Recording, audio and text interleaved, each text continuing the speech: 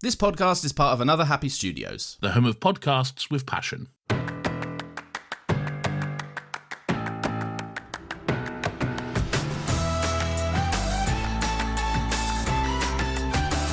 Hey folks, welcome to the Fishing Trip Files, a Gavin and Stacey podcast brought to you by Another Happy Studios. This is a podcast where every other week my co-hosts and I like to take a look back at the wonderful, hilarious and silly little British sitcom that is Gavin and Stacey. Speaking of co-hosts, I am joined today, as I am every episode, by the one of kind Ari. Ari, how are you? I'm great. How are you, Pierce? Yeah, I'm really good, thank you. And of course, we're joined by the brilliant Maylina. How are you doing, Maylina? Good. I'm doing good. Thank you. Excellent. I was gonna ask you how you were, but then I was like, that's already been done, so I kind of flubbed that. All right. So, I mean, since this is like the first episode, I figured we could just sort of start by explaining what sort of relationship we've had with the show up until this point. I know you guys haven't seen the show. No. But like, were you aware of it at all? Had you seen memes? Like, was it in your peripheral vision at all before we started this podcast? I knew that you talked about it a lot and you really like Gavin and Stacey. That is true. Yeah, I knew absolutely nothing about Gavin and Stacey. The only information that I've gotten from Gavin and Stacey was from you, Pierce. I knew from the internet. I knew that one of the characters was James Corden of Doctor Who fame. Yeah. And also Danny Pink of Doctor Who fame. I didn't know that. That was new. That was new information for me. Oh shit. Okay. Pierce, you're spoiling the show. Sorry, spoilers. So what I knew about Gavin and Stacey before watching these episodes is James Corden is in it. There's something about a fishing boat, and like the joke being that like we don't know what happened on a certain fishing trip. Danny Pink plays some perv called Fingers. And apparently the series finale is really good. That's all I really knew going into it. And I knew omelets. I know omelets are involved somehow. Okay. So you got like a very, very vague understanding just from like passing comments. That's awesome. For me, like I sort of grew up with this show, which is really weird to say about a show that like only aired for 3 years. But because I've rewatched it so many times over the course of my adolescence, like it really did feel like that. Like, for example, the first episode that I watched was season 1, episode 1, and it came like on a free DVD with a newspaper. Like, it was like taped to the front, and my family and I watched it, and we fell in love with it. So that's like viral marketing in 2007 for you, I guess. All right, so let's talk about the episode. So the episode title for this one, episode 1, is actually just called Gavin and Stacey. But the thing is, with episode titles in this show, I can't find them anywhere other than really obscure websites. I don't know where they came from. They might have been on like the DVDs or something, like on the back cover. But for some reason, no streaming services list the episode titles. It's really weird. They just list them as episode 1, episode 2. But this one is called season 1, episode 1, Gavin and Stacey. I actually do appreciate that it's not listed anywhere because I like have to like specifically look for the. And as someone who's like very like particular about like what I consider a spoiler and what I don't, going into it, not even knowing the episode titles is the best. May, you would consider the weather forecast a spoiler. Like, but do you have any overall thoughts on the episode? Like, I'm so excited because I love this show so much, and I know that you guys watched it recently. I've been so excited to hear what you guys think about the episode. So do you have any general thoughts for me? Yeah, I have a question, Pierce. Go. What would you do if, as we go through this podcast, what if me and Maylina hate Gavin and Stacey? Pierce will cry on podcast. Tear this podcast apart. I really liked it, honestly. I thought it was very cute. I thought like the two main characters. I'm not like, usually when there's like a couple you're supposed to ship in a TV show, it takes me if it's a sitcom, it takes me a while to like really get into it. Like, but with Gavin and Stacey, I don't know, they have good chemistry. They're very cute together. I find it's like, I don't know, they feel like a real couple that like we're purely dating over like text and phone and like met up in person for the first time. Like I just thought it was very cute. Yeah, I liked it. It's like, yeah, I definitely like the episode ended and I like wanted to watch the next one. I don't know that I'm quite grabbed by the characters yet. I don't dislike them, but like I need to know more about them, I feel like. Sure. Yeah. Yeah, so like for me, it's hard to like rank episodes of Gavin and Stacey because I find them to be really, really consistent. Like they're all just great for me. But if I had to, I would definitely say this is one of the weaker ones. Probably because it's so like exposition heavy, which this show is like famous for not being. It's famously exposition light. It's like one of my favorite things about it is because it just drops you in the middle of a situation and you have to sort of get things from context cues. But yeah, since this is the first episode, it has to hold your hand a bit and explain like who the characters are to each other and stuff. I do really like how it gives me like, I don't know, it gives me like a comforting vibe. I think part of it is because like it seems very like low budget. Maybe I'm wrong about that, but like it just feels so charming and cute and like low stakes, I guess. I mean, maybe they end up fighting Satan in season 3. I don't know, but like as of right now. Yeah, no, it's very relatable and homey is what a lot of people think. And it is very low budget as well.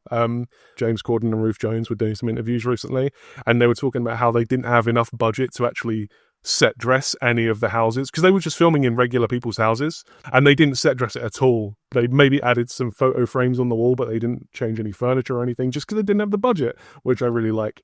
But should we just get into the episode? Like, would you want to just start from the beginning? Yeah, sure. All right, so we open on Bedmore's Electronics, which is where Stacey works, and it's like a pretty nice view, right? It's like a seaside industrial estate, which doesn't sound that nice now that I say it out loud, but it's like a pretty nice little area. And then we go inside and find Stacey, who's like on a massively outdated phone in the most 2007 desk setup you've ever seen with like fluffy pens and novelty mugs. And yeah, she's just on the phone and giggling to herself, isn't she? Yeah, she's like flirting at work or whatever. I have a note that just says, I love whales. It is a very well shot, isn't it? Like you got the seafront. It's great. Yeah, so we've got Stacey, who's played by Joanna Page, who the audience isn't to know this, but we all like Doctor Who. Yeah. And she played Queen Elizabeth I in one episode of Doctor Who.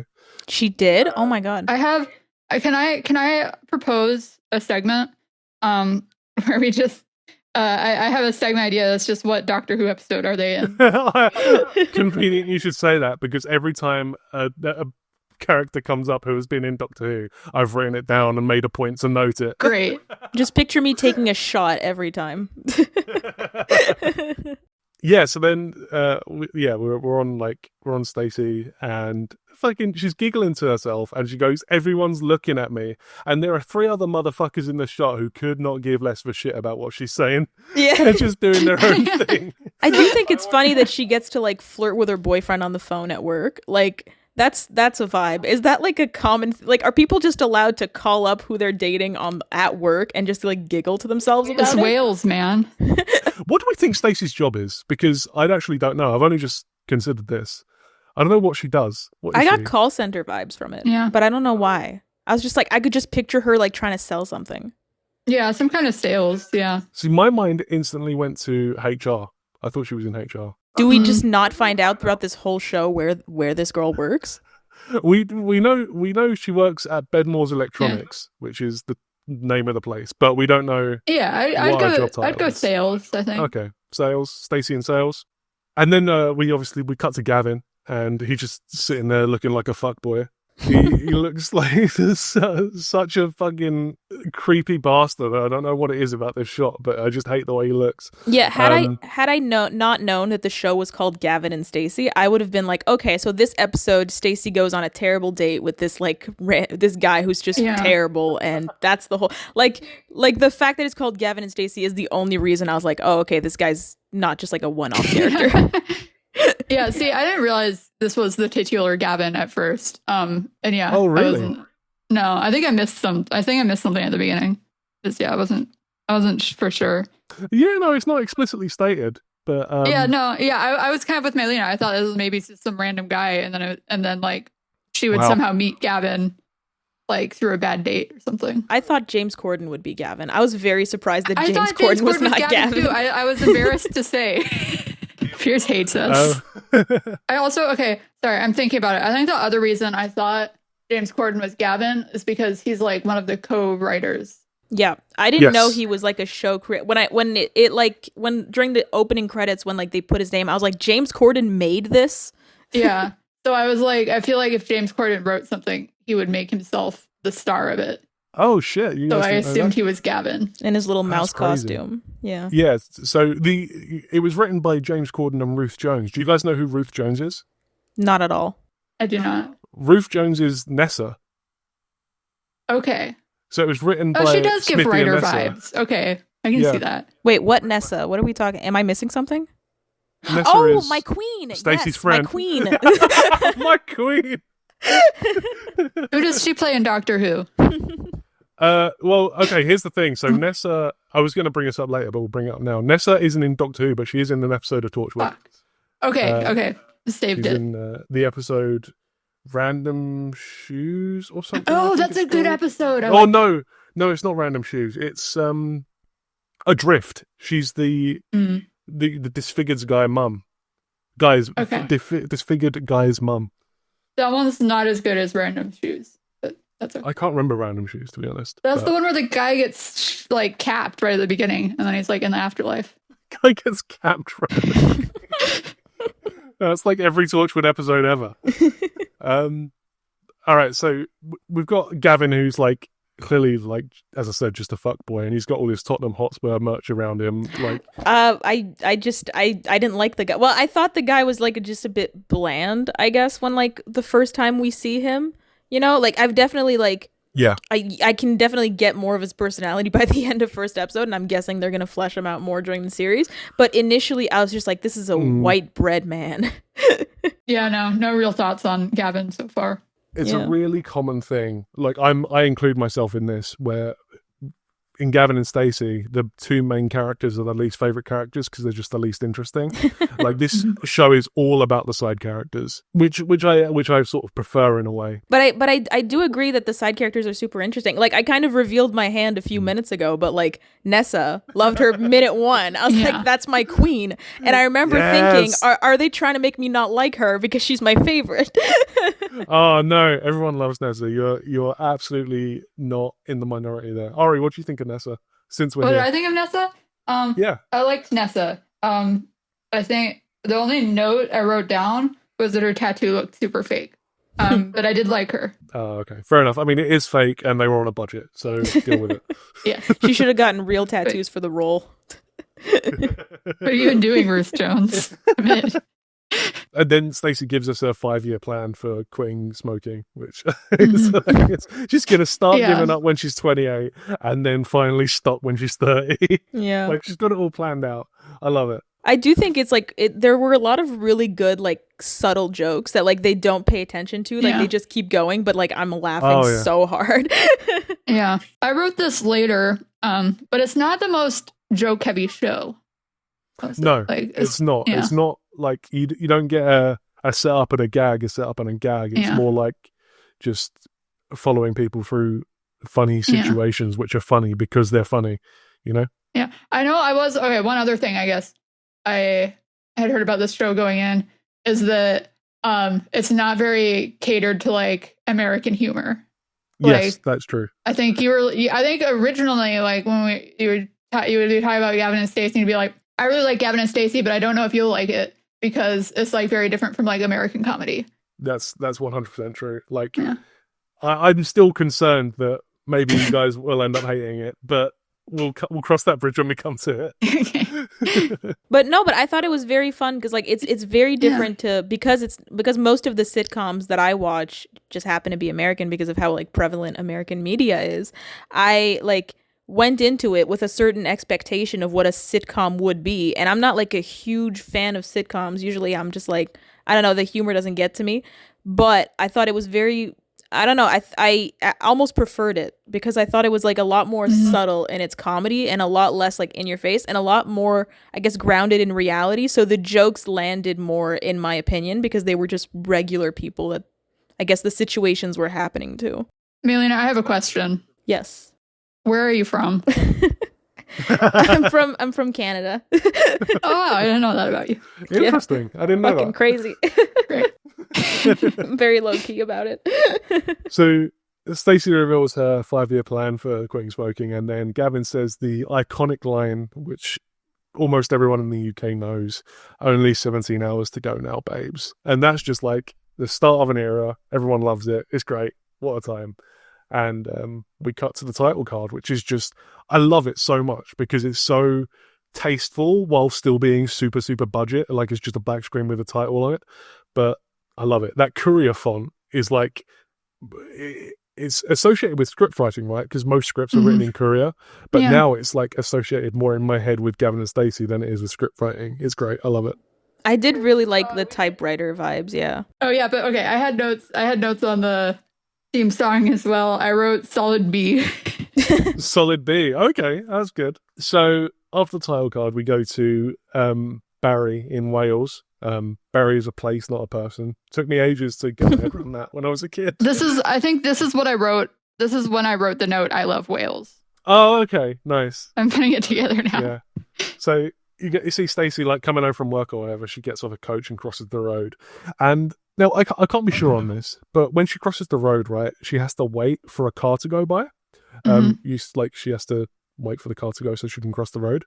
And I don't think that car was a part of the production, right? I think it was just some random member of the public who just happens to be driving by at that time, which is wild because when they were filming like the last two specials, like in the last 5 years, they had to shut down the whole fucking street because there were so many people coming to watch the filming. It was like Doctor Who. It was crazy. So seeing just some random person drive by being completely unaware of the absolute culture that was happening right in front of him, that's awesome. That's got to be very cute. I will say my notes for this scene is I love an exposition convo. It's the most exposition-y conversation I've ever seen in my life, and I loved it. I was giggling so hard. You talking about the conversation with Doris? Yeah, with the old lady. Doris. Fucking love Doris. Yes, and it's a very cute exposition convo. I wrote in all caps, Stacey, which I think means I realized that it was definitely Stacey at this moment. That's hilarious. So speaking of Doris, she was in Doctor Who as well. Does anyone want to hazard a guess who she played? She looked so familiar, but I don't know. Yeah. I was like, I bet she's in Doctor Who, but I didn't think past that. She was Grandma Connolly in the Idiot's Lantern episode. She was the woman without the face. Oh, well, okay. Well, that's why we didn't. She has a face for 2.5 seconds for most of the episode. But yeah, Doris is just iconic. Like, she wants to cut her own leg off with an axe. That's brilliant. Yeah, I will say, like, I do bring this up later. Like, so later on, obviously, you know what? I'm going to wait for it to happen, and then I'll bring it up. But I do have thoughts on that specific part of the conversation. All right, so after Stacey goes in the house, we get this awesome 5-minute sequence, right, where we just meet all of the main characters one by one, but it happens so subtly, like, that we don't even notice that it's happening to us. So first we meet Gwen, who's Stacey's mum. MILF. As far as I know, she hasn't been in Doctor Who, so no fun facts for you there. Not yet. Not fucking yet. She's gonna be the next Doctor, man. She doesn't look old enough to be Stacey's mom. No, right? Stacey's mom has got it going on. I thought I was humming that like in my head as I was watching. She does got it going on. And Maylina, do you want to tell you this bit when yes. Gwen asked Stacey how Doris's leg is? This means nothing, okay? But I want to say, just in case I'm right about this, okay? So I don't remember the exact conversation, but Stacey's talking to Doris, and Doris is like, I want to chop my own leg off. She goes in the house. The mom's like, how's Doris's leg? And Stacey says something like, it's fine. Yep. So Stacey's a compulsive liar, right? And I hope that comes up again in the show. I hope I just found out like a key aspect of Stacey's personality. I'll tell you. But I wrote down possible compulsive liar. So if she does end up being a compulsive liar, I want the points for having guessed it. I'm not going to say anything. But just remember that you said that is all I'll say. I'm right, aren't I? Oh my god. It's being recorded, man. Yeah, that's true. I have one quick note about, I think it's Stacey and her mom, who I didn't realize was her mom at this point. They were talking about... She says hi, your mum, as she walks in. I thought that's just how Welsh people talk. Okay, no, but I have a question. Go. Is this where omelets are mentioned?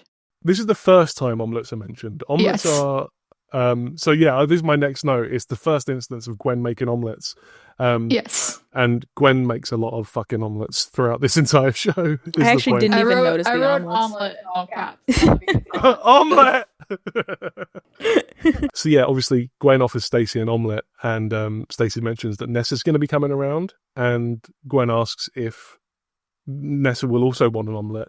And then we have this hilarious sequence where the camera slowly zooms in on Stacey as she's on the phone to Nessa, just slowly going like, yeah, right. Oh yeah.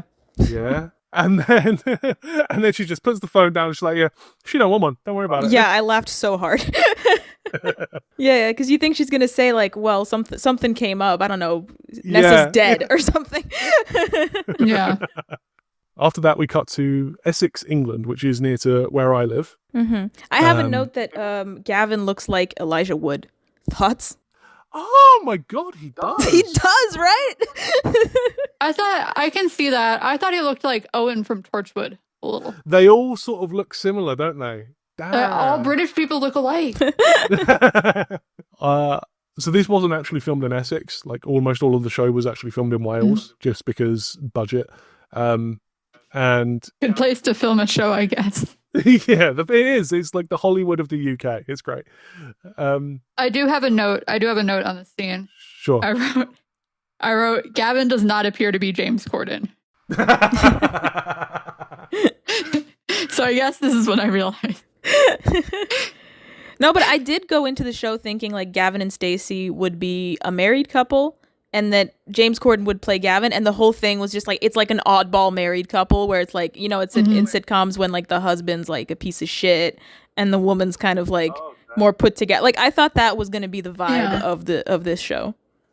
I'm glad you were pleasantly surprised. I was. Yeah, so this is where we meet our second side character, which is Gavin's mum, Pam. And she's laying on the couch and she has fucking tea bags on her eyes. How have I never noticed this? I swear to you, I paused it and watched it in slow-mo when I noticed. And it's fucking, she's got tea bags on her eyes. Like, is that a thing? I've never heard of that. I've heard of it. I've never seen someone doing it. But you're supposed to put it on your bags, and apparently it helps you look less tired, basically. Oh damn! I've never heard of that. That's nuts. Yeah, to me. I have heard of this. We should all try it out. Yeah. Yeah, that was a good call. Everyone listening, do this and let us know how it goes. Let's go to an ad break while everyone puts tea bags on their eyes. Oh fuck! Do we have ads? I don't know. I'm just. That's bullshit. If we do, it'll be great. And then we cut back to Barry, cut back to Wales. We've got Stacey and Gwen talking to each other. And Gwen says to Stacey that Gavin could be a paedophile, which is hilarious. Like, Stacey's like 28.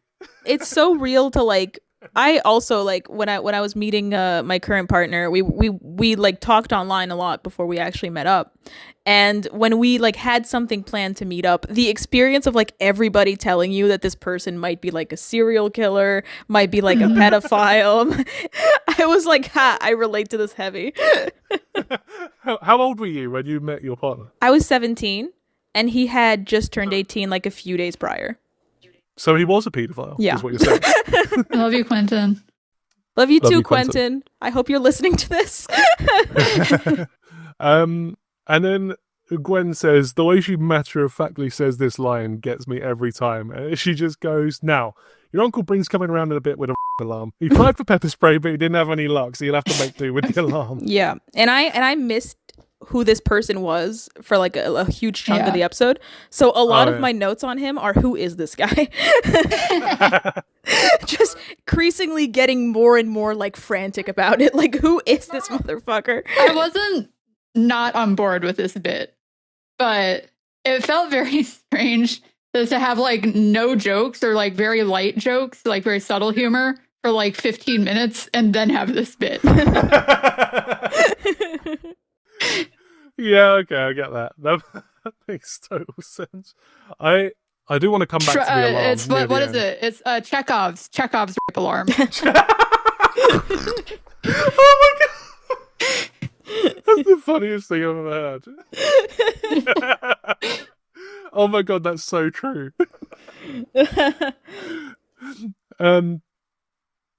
All right.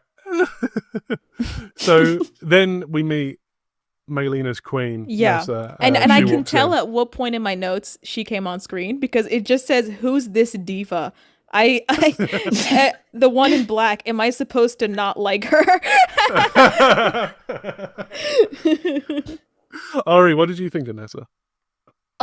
Yeah, I liked her. I feel like you've called on me, like you're a teacher and you've called on me. I wasn't prepared for the I'm question. sorry. I can cut this out. It's I'm fine. trying to bullshit something. Ari's, what's your opinion on Nessa in 30 words or more? Just give me a second. I'll come up with one. No, she's cool. I like her. I'll retweet on Maylina. I missed this. Are they implying? And again, maybe this is me being totally off base because I missed like a huge part of the dialogue because I was like writing notes and everything, and then I was just like a bit confused. Are they implying she's like a prostitute? They're implying a lot of things. I think they're just throwing stuff at the wall and seeing what sticks. She's an independent business owner, is what she is. So, her actual job is working at an arcade.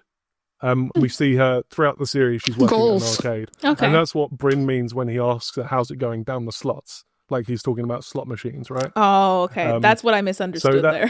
Yeah, that's where she actually works. They weren't implying in that scene that she was a prostitute, but they might do later in the series. I can't really keep track of what they imply. They imply a lot of shit about Nessa. It's great. So Nessa walks in. She's got the tiniest handbag ever.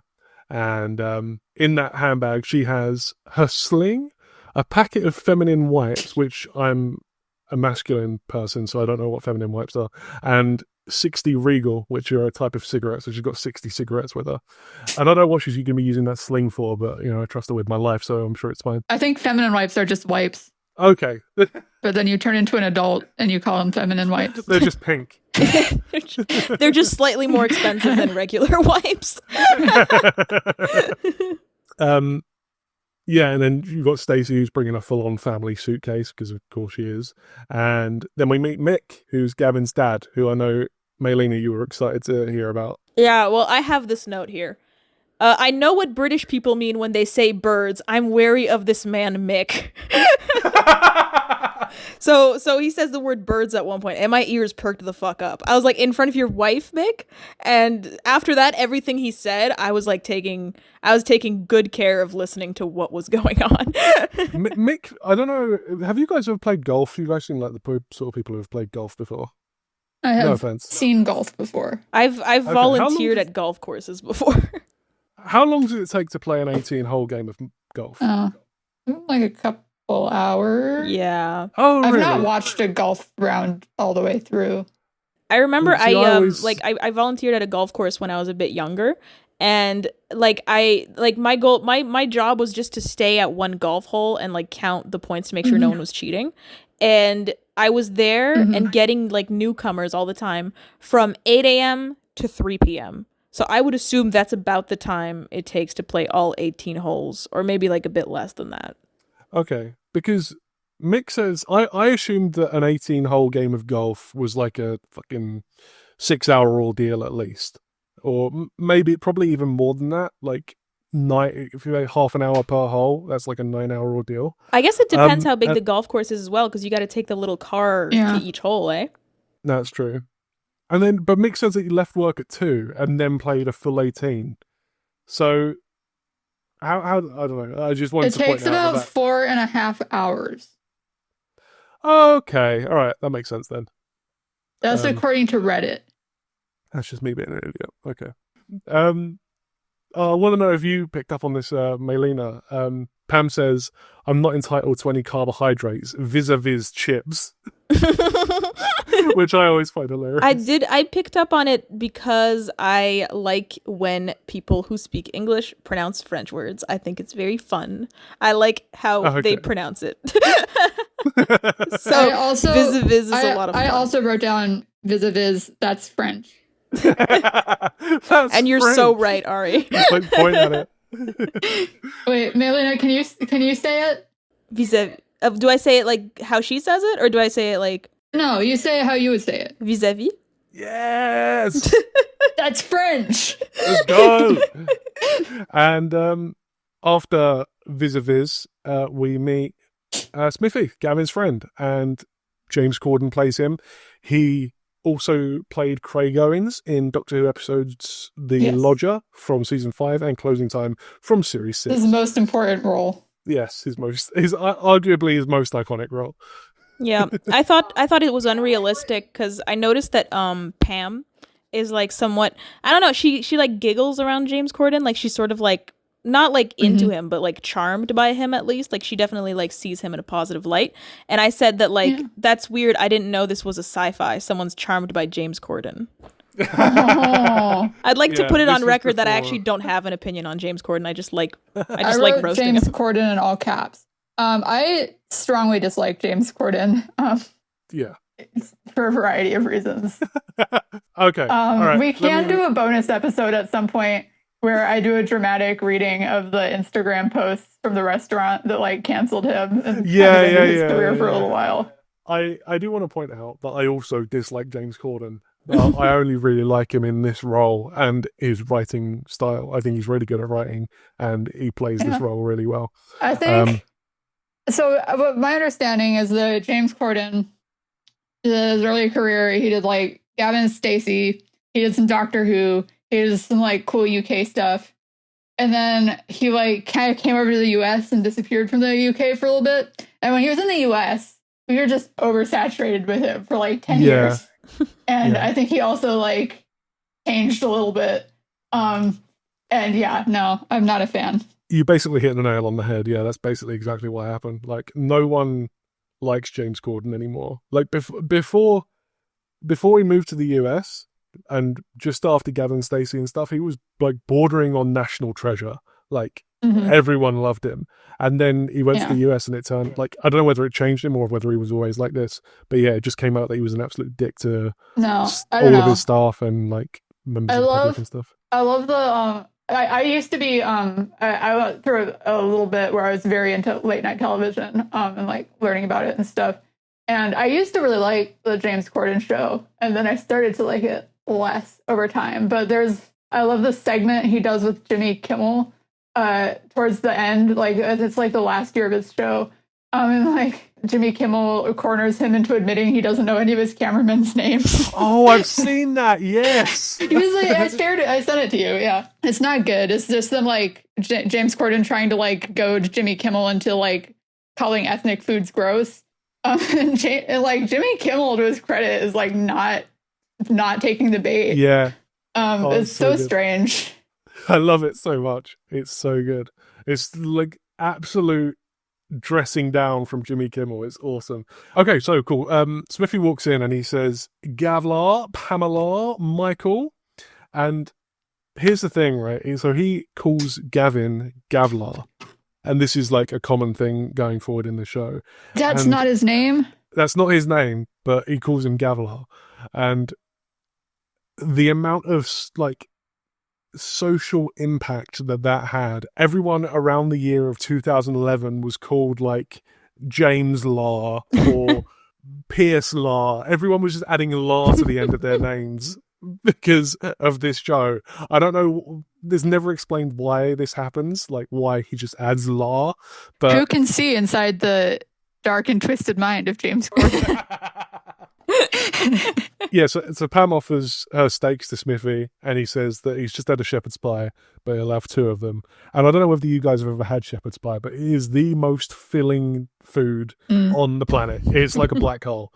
So how he's putting all that away, I don't know, but I'm dead happy for him that he gets to have 2 days. Right away, they like goes out of the way to establish like this character is fat, and like is written to be a fat character. Right? Yeah, there's a few references to that in this episode. Yeah, I don't know. I'm assuming it's very intentional. That like is like I'm doing this on purpose, kind of. Yeah, I don't know whether it's a defense mechanism or what, or whether it's he genuinely thinks it's funny, or it's like that early 2000s humor of just like everybody fat. Yeah, 2007, isn't it? Okay, so mid. All right, chill out. Mid 2000s. I'm actually over here. I wasn't correcting you.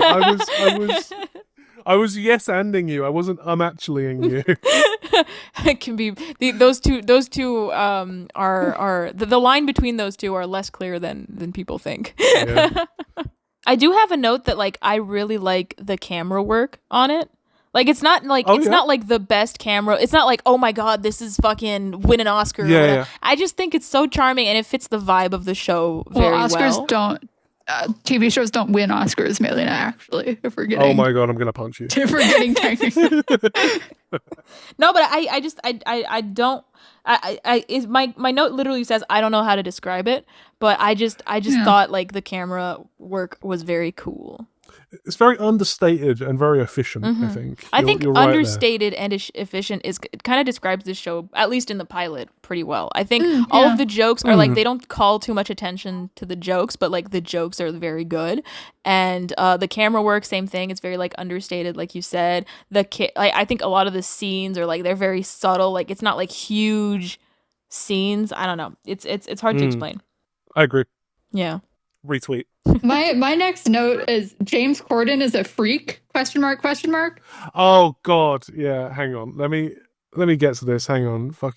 I think these are maybe out of sequence somehow. But I wrote nice gym jams. I think about Stacey. Is that later or are we? Yeah, no, we're not there yet. We are not there yet. All right, that was a little sizzle. That was a little sizzle for her pajamas. We're about 5 minutes in. So we meet Bryn. Bryn walks in. And then I won't say the exact line, but Bryn says, I don't want anyone in this room being assaulted, myself included. This is really again what I was saying. We're like I'm okay with this bit. It's just strange tonally with the rest of the episode. It is. I will say it is one of the strangest bits they did. Apart from the one we're about to find out about, which is the law drop that Smithy has a 17-year-old girlfriend, which is creepy. And I don't know why they made this decision. It doesn't make any sense. He could have just not. He wrote this about himself. Exactly. Why did he make this decision? Because at this point, like, when I heard this, I started like freaking out a little bit. And in my notes, I wrote that like, how old? Because I had missed them mentioning their ages, and I was like, how old are these people? Because they all live with their moms. Well, he's clearly not 18. No, but that's the thing. I was like, they can't make me believe that these guys are like 18 to 20. I was like, first of all, they all look 30. Second of all, like they all live with their moms. He looks older than me, like late 20s. I feel like. Yeah, they're canonically, I think they're 26. Okay, well there we go. Yeah. So it is creepy because like I was like, when that 17-year-old line was dropped, I was like, are they trying to imply that these guys are like 18 and 19? Because there's no fucking way. No, they are not. They are just creepy. Like at first, I was like, is that supposed to be like? I thought maybe it was like Gavin, like maybe like trying to be like, haha, like you're a pedophile, man, like kind of like giving him shit or something, like it was a joke. But then Smitty is just like, yeah, I do have a 17-year-old girlfriend, like, and 3/4 or whatever. It's played straight. And he defends it. He's like, she's actually 17 3/4, and she just passed her driving test. So fuck you. Like, what the fuck?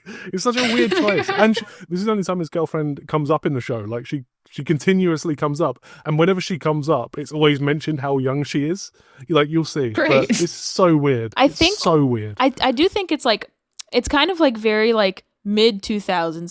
Sorry, Pierce, not early 2000s, mid 2000s.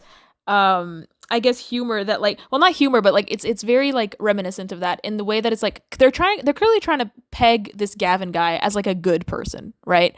Like a good, like just like kind of lover boy type, I guess. But his friend is dog shit. And like you can tell a lot about how someone really is by like how their friends are.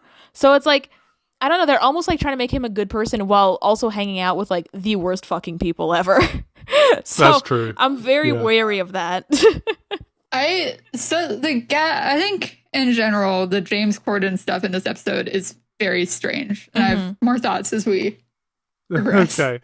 I'm not sure exactly what the angle is they're going for at this point.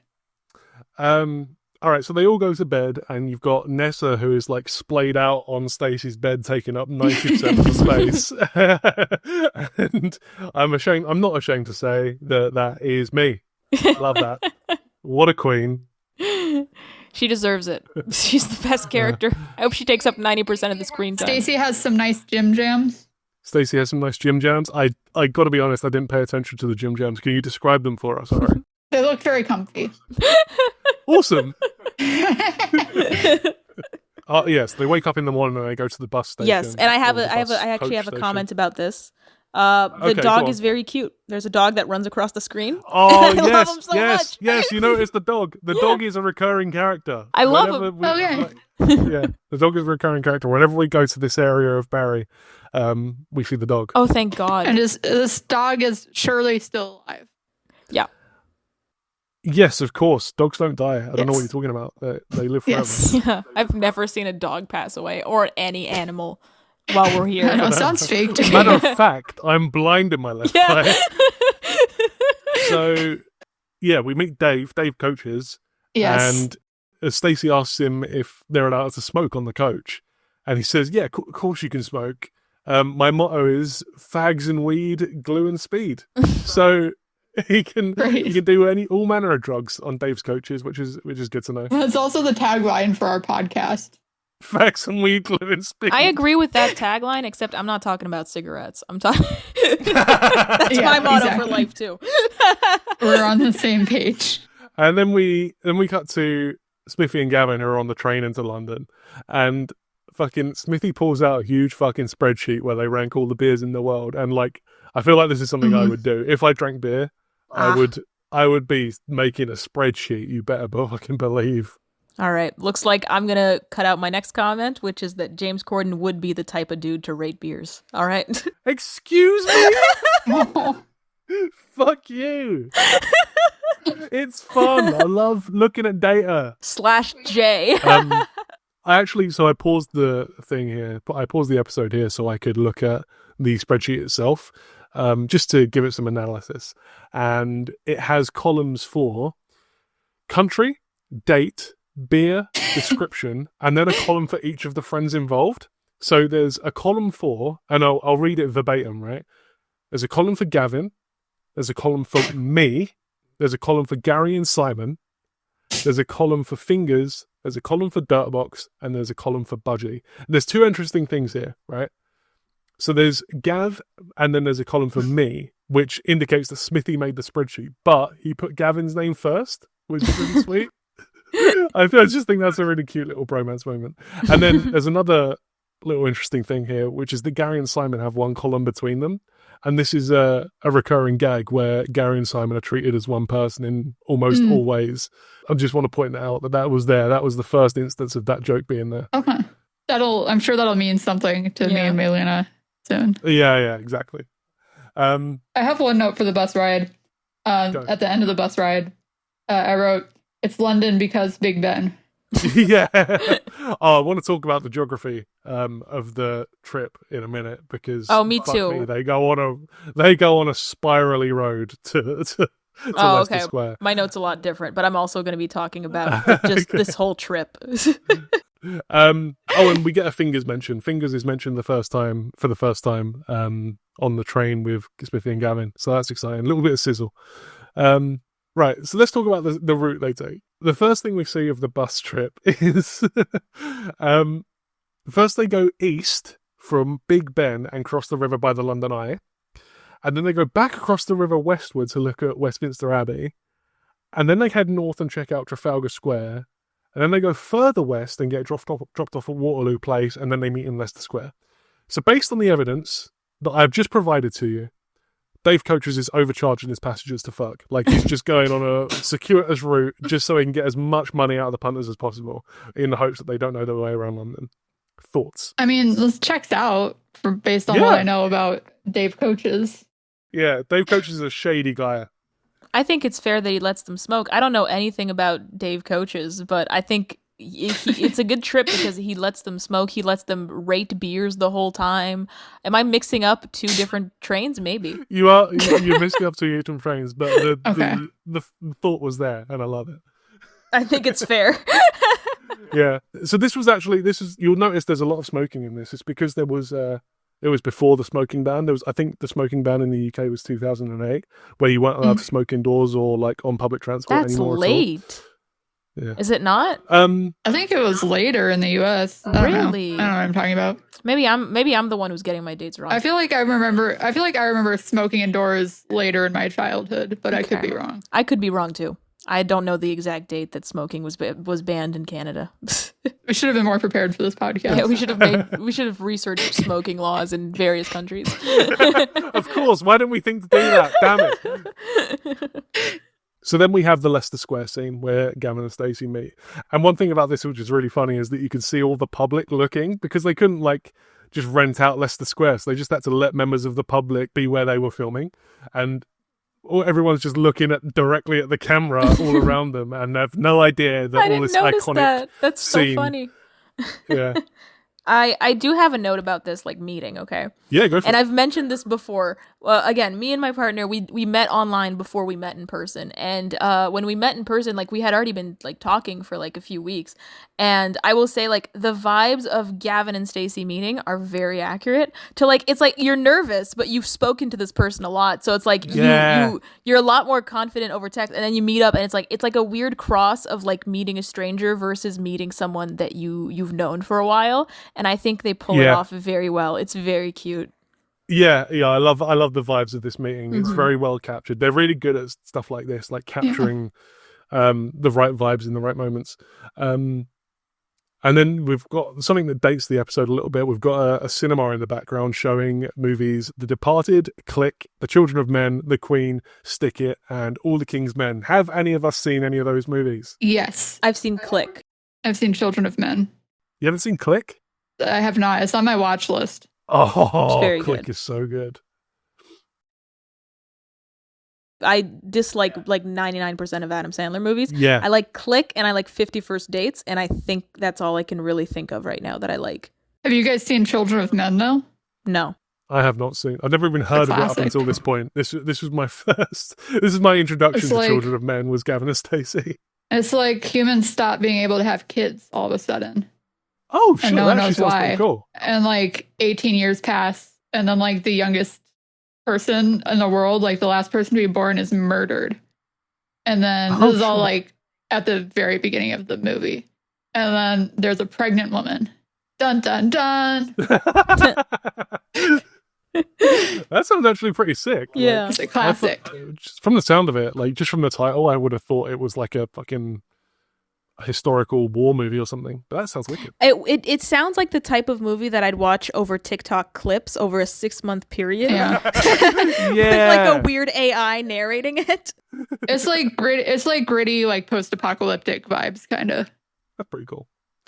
All right, so then they do have their little meet cute, and Nessa comes over and mentions that it was £6 for 2 slices of pizza. And that is even extortionate now, right? I wouldn't pay £6 for 2 slices of pizza. So I used an inflation calculator to check, and £6 in 2007 is £9.93. So £5 a slice. And for our international hosts and international audience, I took the liberty of checking what £5 is in some other currencies. Thank you. And it's $6.74 for 1 slice of pizza.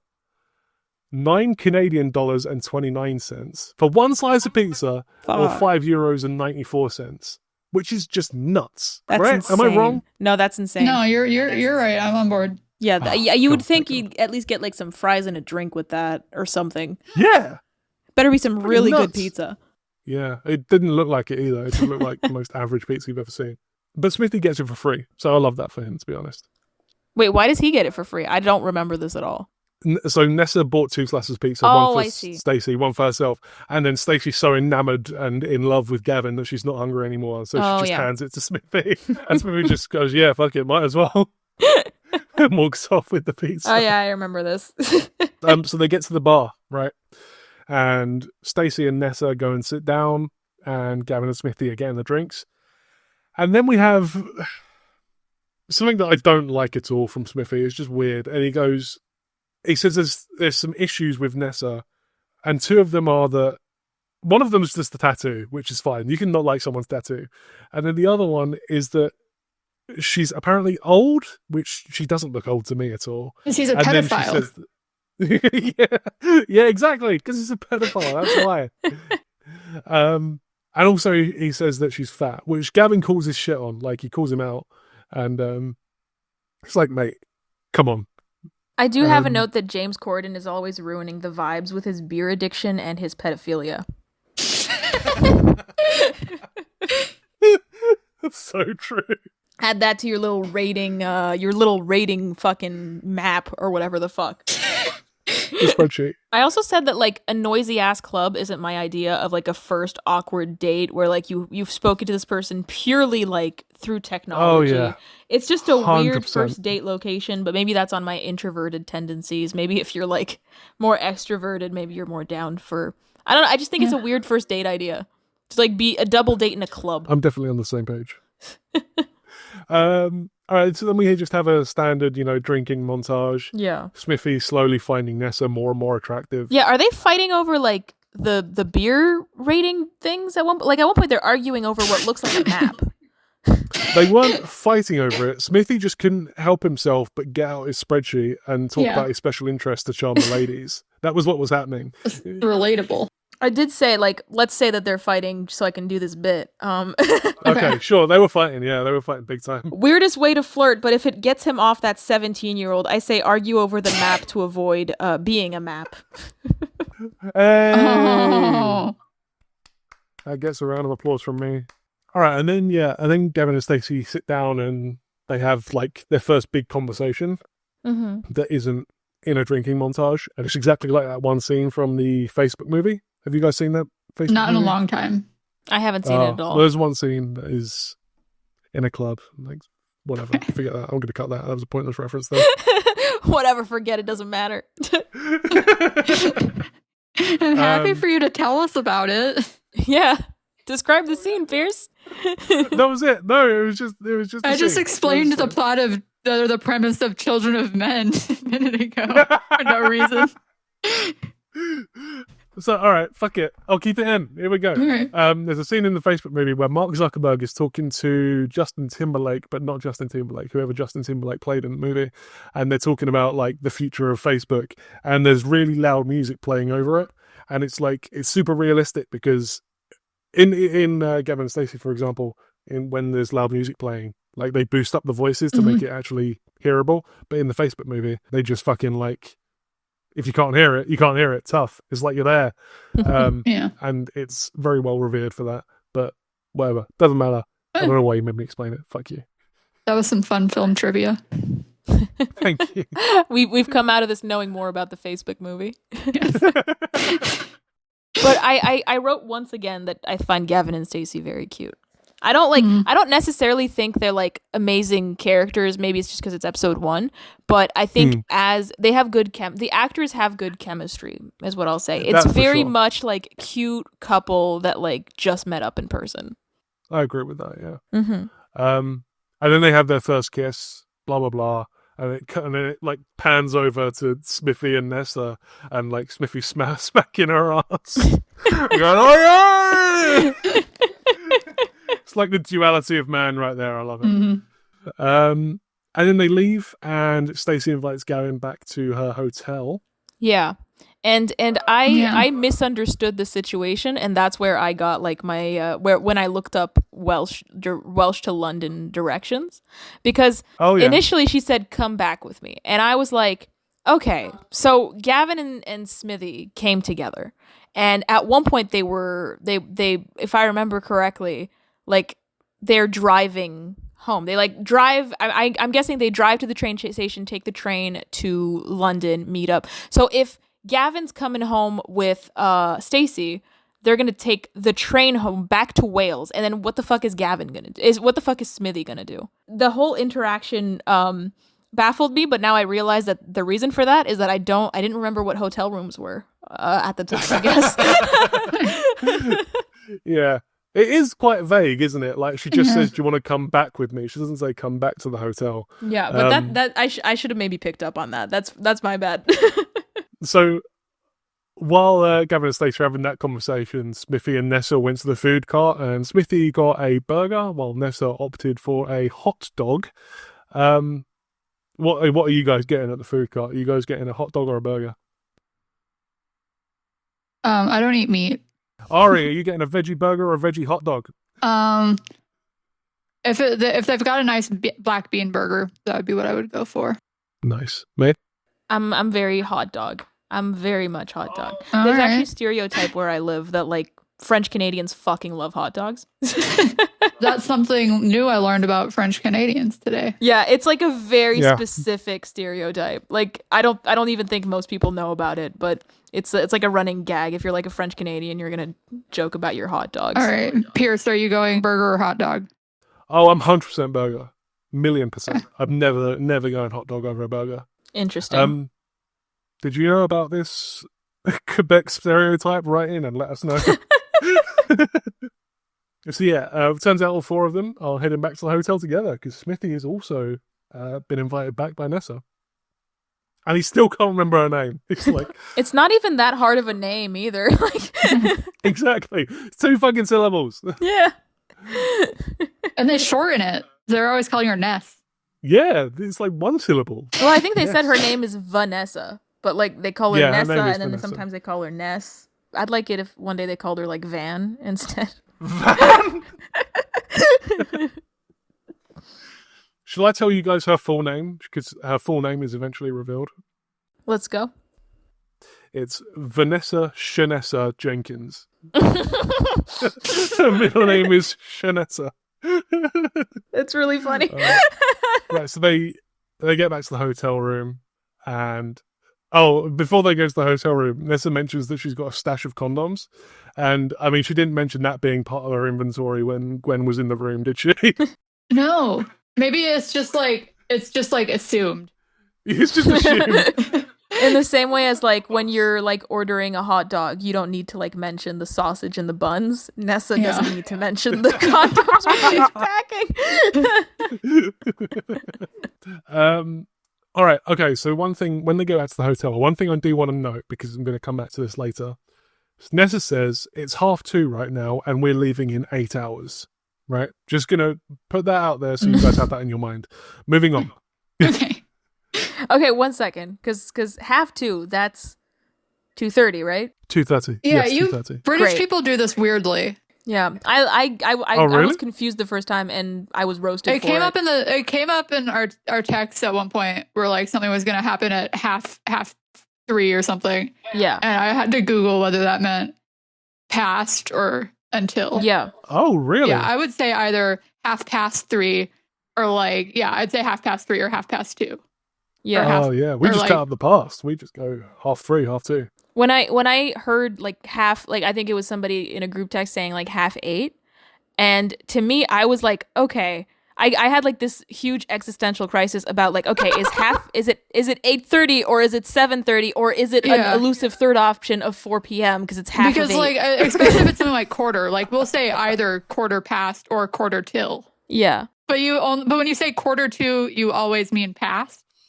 No, 1:45 is it's a quarter, like with 5 minutes to the end of the show or whatever. Like 2, like see, this is confusing. Sort out your language. Jesus fucking Christ! Shut up.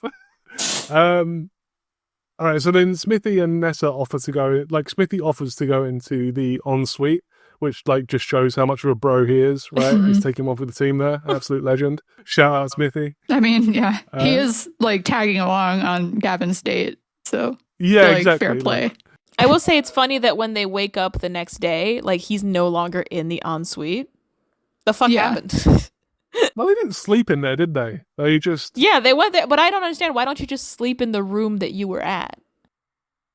Because the ensuite is like cold tile floor. You wouldn't sleep in a bathroom. I thought. Okay, that's on me not knowing what an ensuite is. Yeah. Oh, an ensuite is like a bathroom. Yeah. All right, so never mind then. What did you think the toilet flush noise was? I thought about looking it up, and I was like, I'm pretty sure they mean a bathroom, so I didn't look it up.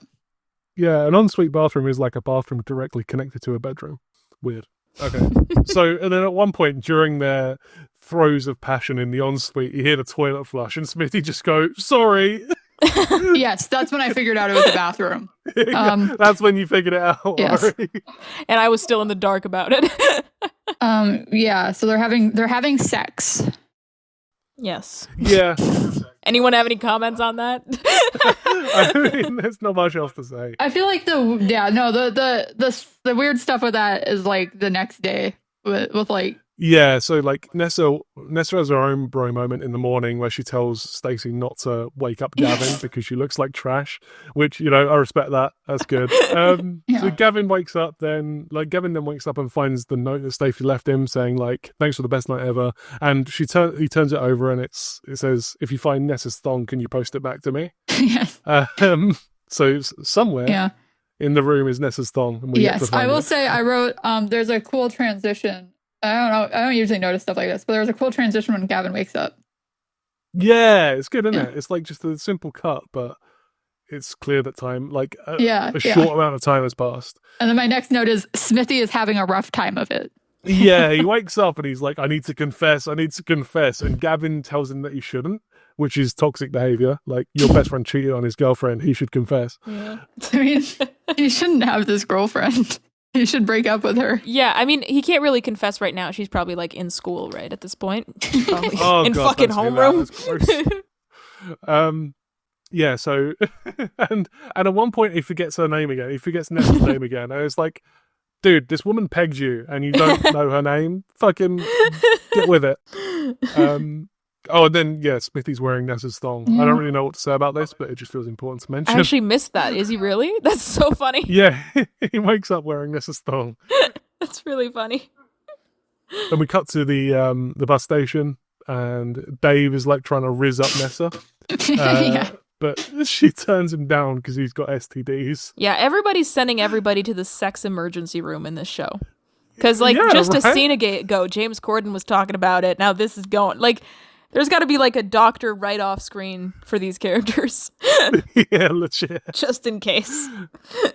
Then Gavin comes. Yeah, I like her sweater in this scene. I don't remember what it looked like, but I wrote that I liked her sweater. Yeah, I actually wrote, I love her sweater in all caps. Oh, shit. Fashion. I don't remember what it looks like anymore. And then Gavin has his fucking... okay. Gavin drives to Wales, but first of all he has to drive home, and Billericay is about 30 miles outside of London. Sorry, can you say the name of that town again? Oh, Billericay. I wrote Billericay, LOL, I love British people.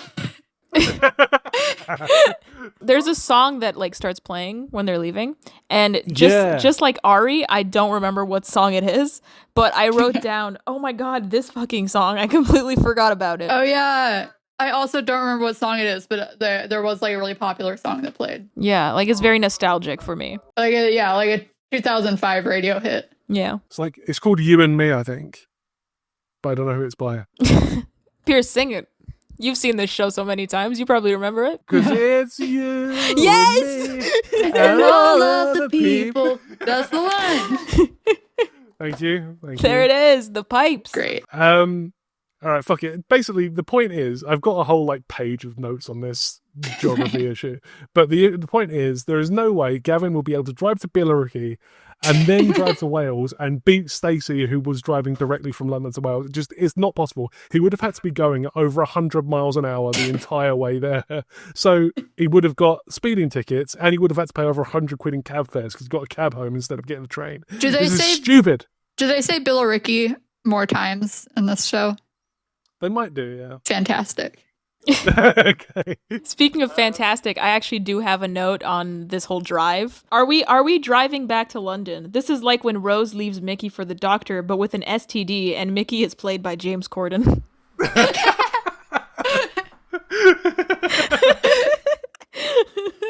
You know what? It's exactly like that. That's a direct parallel. I can't believe no one's ever said that before.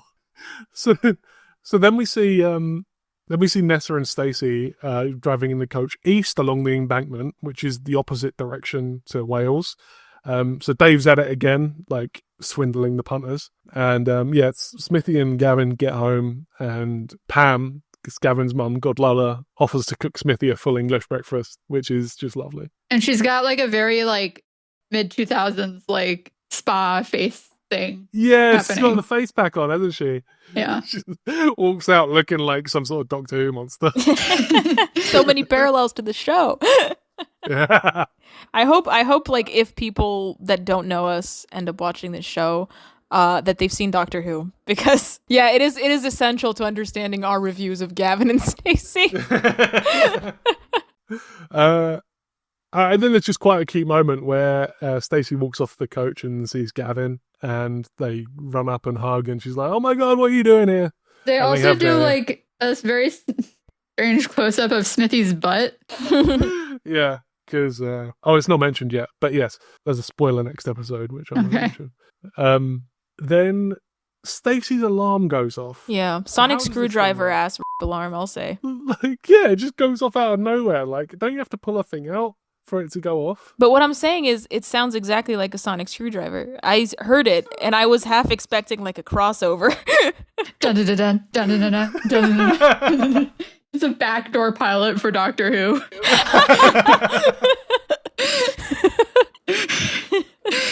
I did write somewhere in that sequence. I did write they're on the bus, not a phone in sight. Yeah, simpler times. I did write that like this show is like, well, this episode at least, I haven't seen the rest of it, but it's like 90% montage.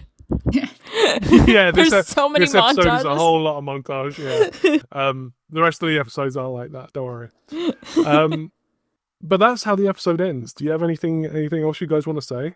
I do. I'd like to say that I did some soul searching at the end of the episode, and I was like, do I ship Gavin and Stacey? Oh shit! And I found my result of that was yes, I do ship Gavin and Stacey. I do hope they get together. Which again, like with sitcoms, usually it takes me a while to like the main they're not will they won't they, but like the main couple you're trying to like see if they get together, I guess. And sure. I do think they're very cute together. I do think Gavin needs better friends though. Yes. But I know that James Corden is a regular, so I know that's not going to happen. Yeah, James Corden is not only a regular, he is a fan favorite. Like, is regarded by many as one of the best characters. So, all right, maybe you'll come around to maybe you'll come around to Smithy. But... Yeah, I'm looking forward to that, his redemption arc.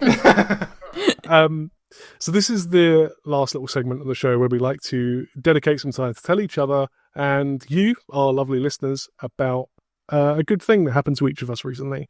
Could be anything at all. Maylina, would you like to go first? Sure. So it's actually something that happened today. Me and my partner have been trying to find a new apartment for quite some time now because the current apartment that we live in does not allow pets.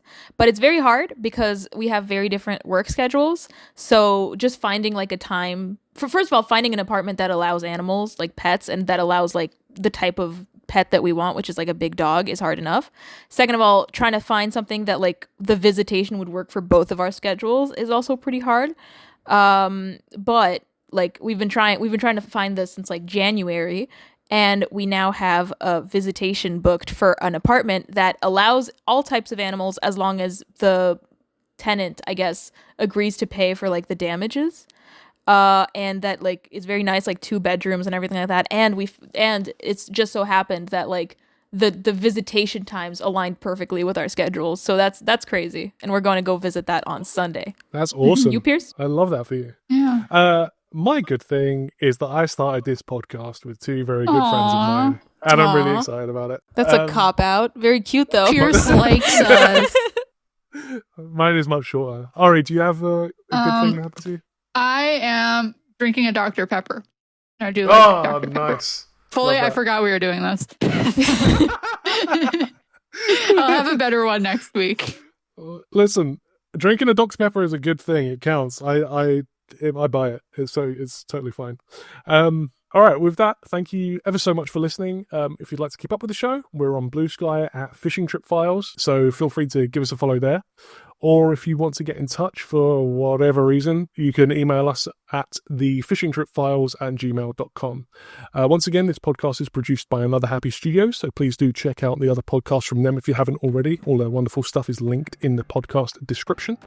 Anything else you guys want to say before we end off? Have a great week, guys.